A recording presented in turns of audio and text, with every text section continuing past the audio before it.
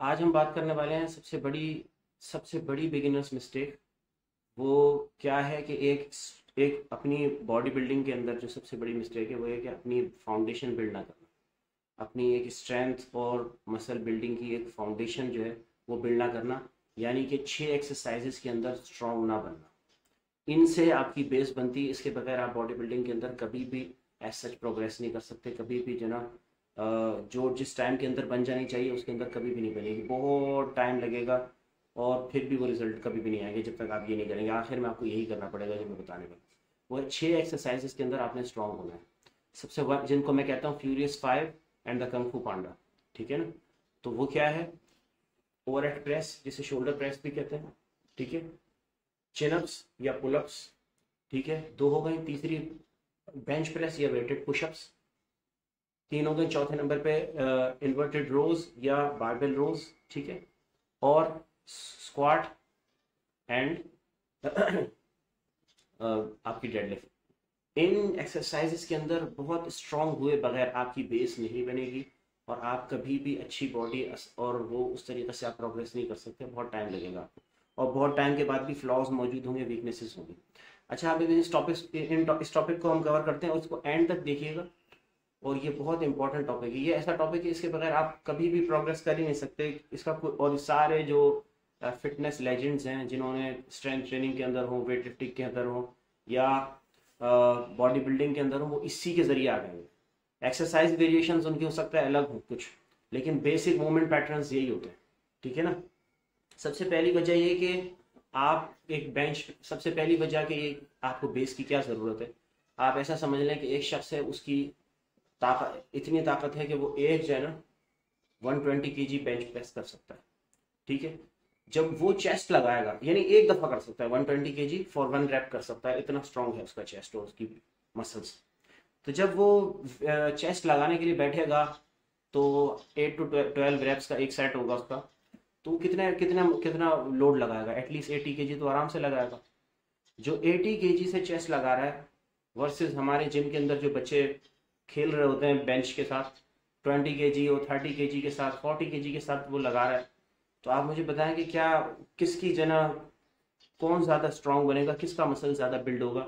जो 80 kg का एक सेट लगा रहा है, ठीक है ना, 12 रैप्स, 3 सेट इस तरीके के लगाएगा वो घर जाएगा और फिर खाना वाना खाएगा, प्रोटीन लेगा, तो उसका चेस्ट ज़्यादा बिल्ड होगा वर्सेस ये जो 30 किलो के साथ लगा रहा है, जो 35 किलो 40 किलो के साथ लगा रहा है, इसका चेस्ट बिल्ड होगा। ऑब्वियस सी बात है कि ज़्यादा स्ट्रेस उसने डाला है, ज़्यादा वॉल्यूम भी उसने डाला है, तो उसी का चेस्ट ज़्यादा बिल्ड होगा।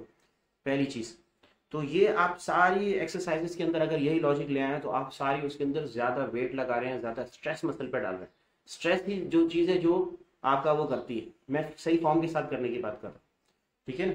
दूसरी चीज़ क्या है कि ये जो है वेट ट्रेनिंग ये अपने आप में मसल्स भी बना रही होती है।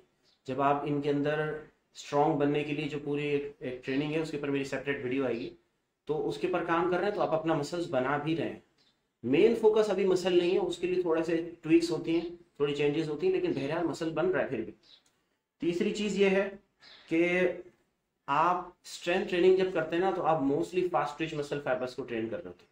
यही मसल फाइबर्स हैं जो ज़्यादा साइज के लिए रिस्पॉन्सिबल होते हैं, जो आपको ज़्यादा साइज देता है। तीसरी चीज़ क्या है कि भाई स्ट्रेंथ जो है कूल कूल चीज़ है। ठीक है।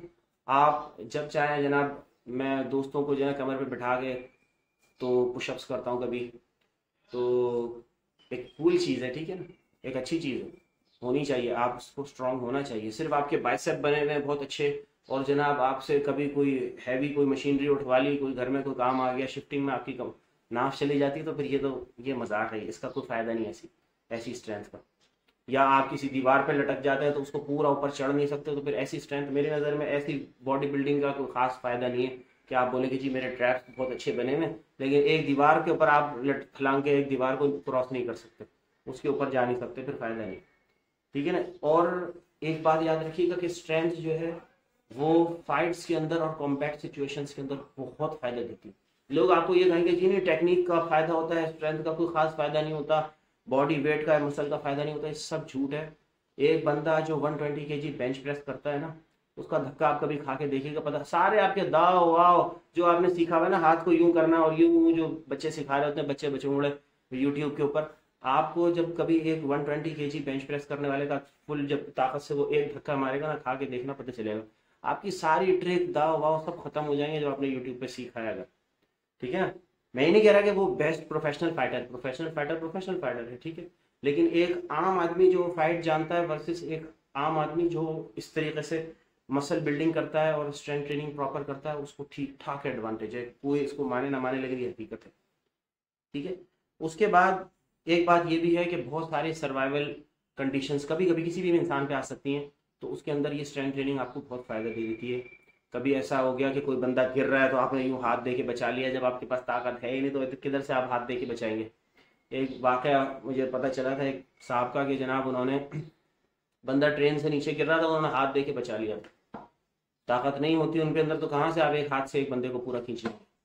ठीक है ना, मेरे साथ खुद हुआ ऐसा कि मैं एक दफ़ा स्कैफ फोल्डिंग पे, क्योंकि मैं सिविल इंजीनियर हूँ तो मैं स्कैफ फोल्डिंग के ऊपर था, तो वहाँ से कुछ चीज़ चेक करने के लिए चढ़ा था, गिर रहा था तो मैंने अपने हाथ से उसको पकड़ लिया था, पूरी बॉडी वेट को सपोर्ट कर लिया था, अपने फिसल गया था पाँव, तो जान बच गई मेरी अलहमदिल्ला। तो अच्छा, काफ़ी एक स्ट्रेंथ ट्रेनिंग किस तरीके से डिफरेंट होती है, क्या सेट्स और रेप्स करने हैं आपने उसके ऊपर, स्ट्रेंथ ट्रेनिंग इन 6 एक्सरसाइजेस को ट्रेन कैसे करना है उसका प्रोग्राम और एक बेसिक गाइडलाइन पे मैं अलग से वीडियो बनाऊंगा। ठीक है, अभी तो आपको कन्विंस करना है, समझाना है कि ज़रूरी क्यों है, करना ज़रूरी क्यों है। ठीक है ना, इस वीडियो के अंदर। अच्छा, कंपाउंड मूवमेंट्स की बात, अच्छा आपने एक चीज़ देखी कि मैंने इसमें बारबेल कर्ल का जिक्र नहीं किया, बाइसेप कर्ल का, स्पाइडर कर्ल का, और ये जो आप कंसंट्रेशन कर्ल्स कर रहे होते हैं इसका जिक्र नहीं किया, ट्राइसेप का जिक्र नहीं किया। क्यों नहीं किया? क्योंकि जब आप शोल्डर लगा रहे हैं ना 70 केजी 60 केजी जितनी भी आपकी वेट ताकत बनती जाएगी, जो बंदा 80 केजी तक ये लगा रहा है ना शोल्डर, उसके आर्म्स छोटे नहीं होंगे, बहुत मुश्किल है कि उसके आर्म्स बिल्कुल ही छोटे हों। ठीक है, उसके शोल्डर भी बनेगा, शोल्डर की एक्सरसाइज का भी मैंने जिक्र नहीं किया, आइसोलेशन का, उसका शोल्डर भी बन रहा है, उसका चेस्ट भी बनेगा, यही शोल्डर लगाते हुए अपर चेस्ट उसका बन रहा होगा। इवन उसके गर्दन के मसल्स जो है ना बनेंगे, ये जो शोल्डर लगाता है उनको पता है हैवी शोल्डर लगाने के बाद गर्दन के मसल्स दूर हो रहे होते हैं, ट्रैप्स के मसल्स बन रहे होंगे शोल्डर प्रेस लगाने में। ठीक है ना, आपके ये जो 6 पैक्स एब्स के लिए आप काम करते रहते हैं, कोर के मसल्स जो है ना सोर होंगे शोल्डर लगाने के बाद जी। और ये इसी तरीके से मैंने बाइसेप का जिक्र नहीं किया, आपके बाइसेप की आइसोलेशन एक्सरसाइज का, आप जब चिनअप्स करेंगे हैवी, आपके खुद ब खुद बाइसेप जो है ना वो अगले दिन सोर हो रहे होंगे, उनमें दर्द हो रहा होगा। ठीक है ना, तो इसका मतलब है कि उन्होंने हैवी जो है ना स्ट्रेन डाला है अपने बैक का। मैंने लेट पुल डाउन का जिक्र नहीं किया, क्योंकि जब आप चिनअप लगाएंगे खुद आपकी कमर के ये जो जिसे विंग्स कहते हैं लोग, ये लेट्स के जो मसल्स हैं ये खुद ही सोर होंगे।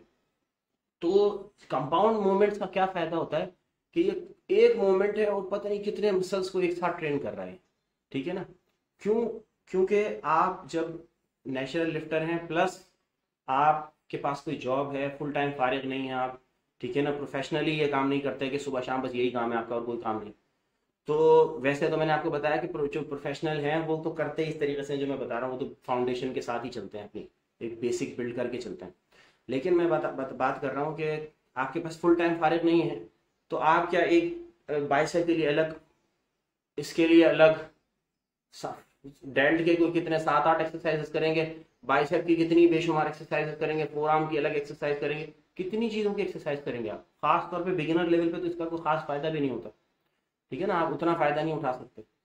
तो आप सारे मसल्स बॉडी में इतने ज़्यादा हैं, आप हर किसी को आइसोलेट नहीं कर सकते। आपको ऐसी एक्सरसाइज चाहिए 10-12 मसल्स एक साथ इस्तेमाल करके। ये 6 एक्सरसाइजेज मैंने आपको बताई हैं, जितने बॉडी के मसल्स हैं ऑलमोस्ट सभी को आप जो है ना हिट कर रहे होंगे, बहुत ही कम कोई मसल होगा कि जो इसमें छूट जाएगा। तो ये बहुत बड़ा फायदा है। अगर आप हर चीज़ में आइसोलेशन मूवमेंट करने लग जाएं तो आप हर मसल को हिट नहीं कर सकते बॉडी में।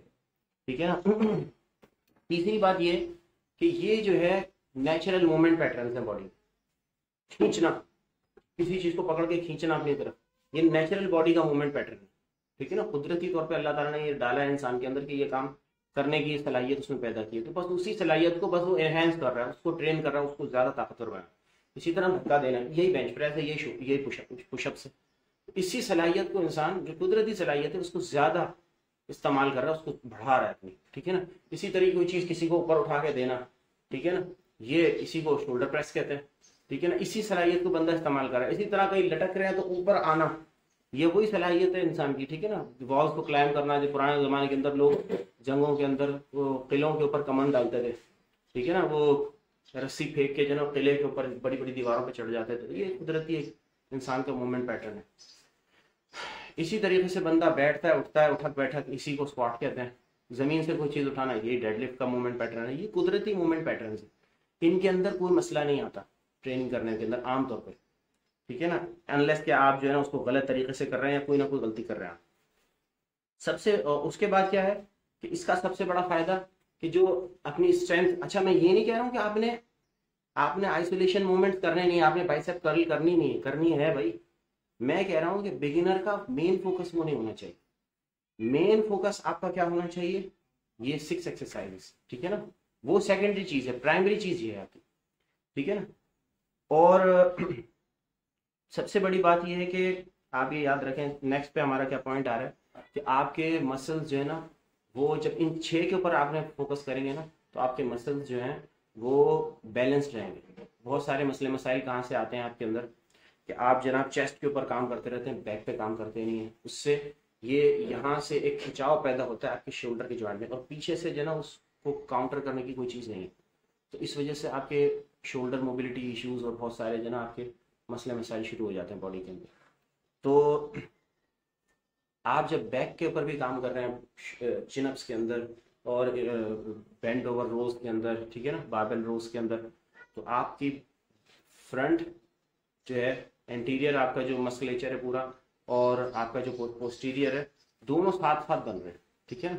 तो इसी तरीके से आप वर्टिकल और हॉरिजॉन्टल मूवमेंट को हॉरिजॉन्टल पुश और वर्टिकल पुश एंड पुल सबको बैलेंस करके चल रहे होते हैं, तो आपको ना इंजरीज आती हैं और आप बैलेंस भी रहते हैं। अच्छा, एक और मिसाल लें कि इंजरीज का भी मसला नहीं कि जब मैं आपको इंजरीज भी नहीं आएंगी जब इस तरीके से बेस बनाएंगे। क्यों नहीं आएंगी? आप एक मिसाल ले लें, एक बंदा है वो 20 पुलअप्स कर सकता है, ठीक है।